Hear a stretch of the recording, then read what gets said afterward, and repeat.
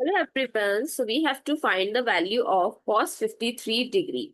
So let's start with today's video solution. So you don't need a calculator to find cos 53 degree. Let's solve it with a quick trick that you will never forget. Cos 53 degree is a well-known trigonometric value. So you can find the approximate value by using a right angle triangle.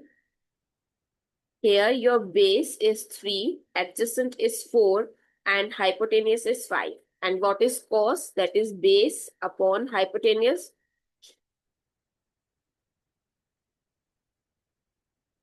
3 by 5, and 3 by 5 is equals to 0.6. So cos 53 degree is 0.6. So in case of 53 degree cos sine 37 degree, you have to take a right angle triangle with 3, 4, 5.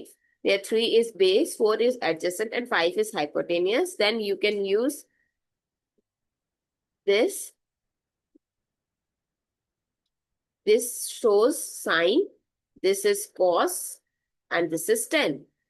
So our cos is b by h, and b is 3 and h is 5. So it is 0.6. I hope it's clear and you find it useful. So don't forget to share your feedback through like, share, comment, and subscribe to my channel. Thanks for watching. See you in the next video.